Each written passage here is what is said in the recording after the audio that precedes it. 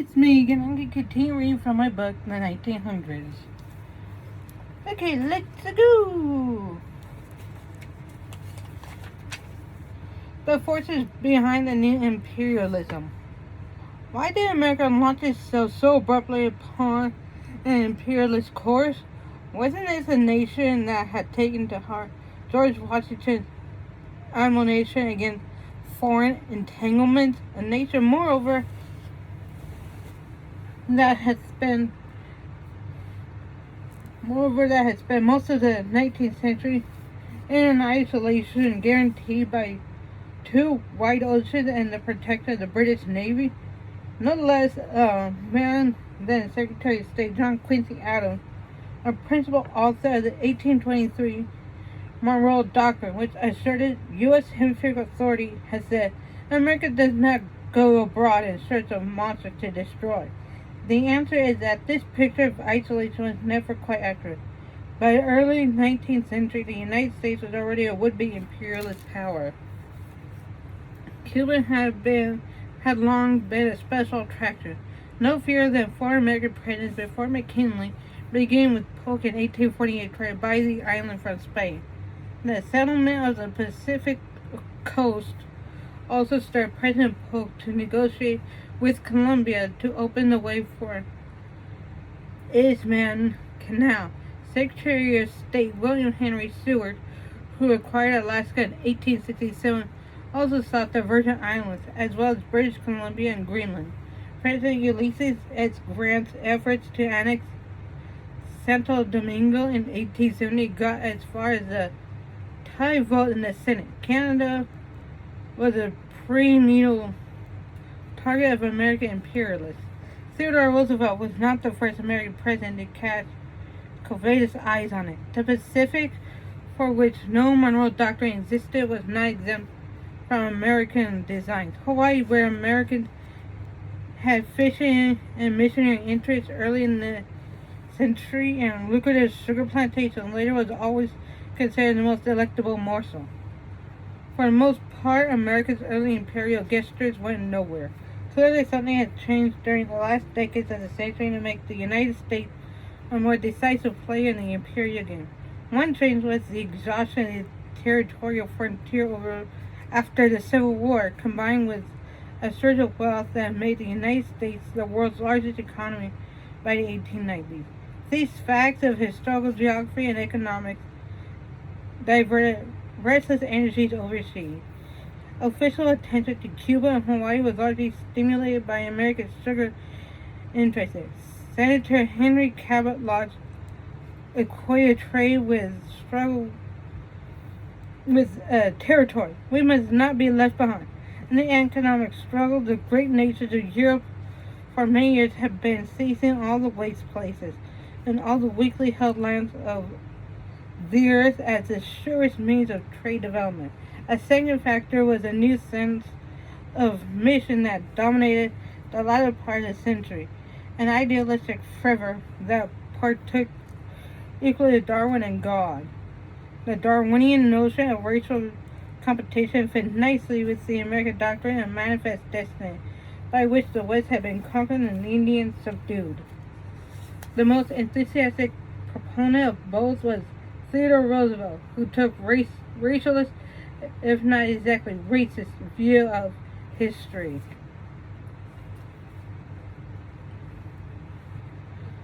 All the great masterful races, he claimed, have been fighting races, and the minute that a race loses the hard-fighting virtues, it has lost its proud right to stand as the equal of the best.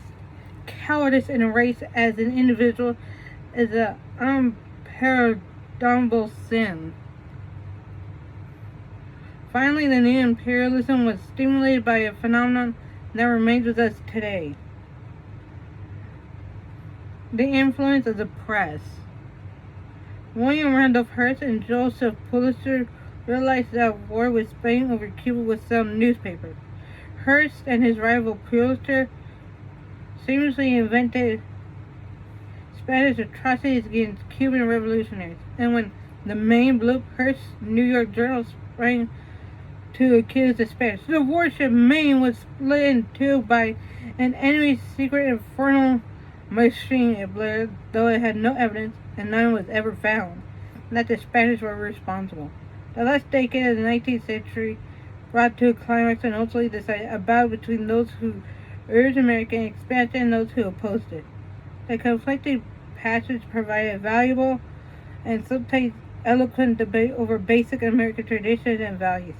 Less benign were the calumny, insult, and vindictive that often marked the rhetoric. From the safe distance of his expatriate life in London, Henry James called Roosevelt a dangerous and honest jingo. The word comes from a London music hall about, "We don't want to fight, but by jingle, if we do, we've got the shiz, we got the men, we've got the money too." I sing that's how it goes. I don't know. Roosevelt dismissed James as a miserable little snob. His generic epithet for his anti-imperialist opponent was "Goo-Goos," a contemptuous reference to self-proclaimed advocates of good government.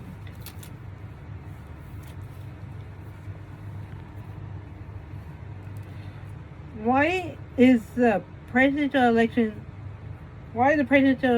is slow and easy? The two candidates in the presidential election of 1900 were the incumbent William McKinley and the man he had beaten in the last election, William Jennings Bryan. Most Americans did not get too worked up about the election, which a main issue was American imperialism.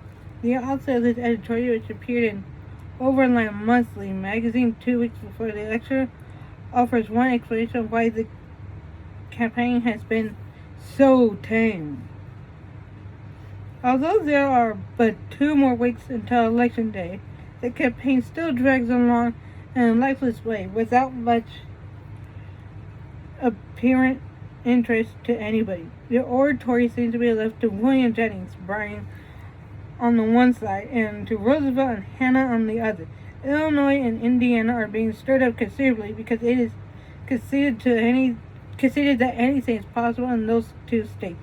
McKinley carried Illinois by 1,400 majority over Bryan last time, but then the Gold Democrats were out for blood and got it. Illinois was John Palmer's own state, and his candidature played havoc with Bryan's chances. It must be remembered that Cleveland's majority in the state in 1892 was over 80,000. It is in order for the pendulum to swing back this year. The conditions are all favorable for the change. The labor conditions are bitter in Chicago, and will be heard from one election day. Indiana went for McKinley by 18,000 majority, for Cleveland by nearly double that number. The Bryanites expect to carry it this year. Imperialism is most unpopular in Indiana, but conceding the 2 states in question to Bryan, his chances of success would seem to be exceedingly slim. McKinley is believed by the closest figures in national politics to be absolutely sure of 250 electoral votes, which of course gives him the election. It is a curious fact that in the South, both races are for Bryan. The erstwhile slave owners and South, both races are for Bryan. The erstwhile slave owners and slaves alike see him the coming redeemer. If our subjects in Puerto Rico, Hawaii, and Philippines have votes, they will also cast them for Nebraska's favorite son. Mr. Bryan has been on the stump for the past 4 years, and his sayings are widely known. Mr. McKinley's doing during all that time have been known to the people. We think that the bulk of American citizens long ago decided for one or the other, and that probably is the chief reason why the campaign is so tame. In England, the men who conducted a successful war are carrying everything before them. The same thing would have happened to Mr. McKinley had he but cleared out of the Philippines. We do not doubt that he will be re-elected, but his backbone will not receive the stiffening it badly needs by the proportions of his popular majority. Please rate, comment, and subscribe down below, and on YouTube, please ring that bell notification because I have no clue when I'm able to post. Hopefully almost every day, but who knows. And if you're on TikTok, please like and follow my videos, and please pay for one of my things on eBay and or Mercari. Okay, bye.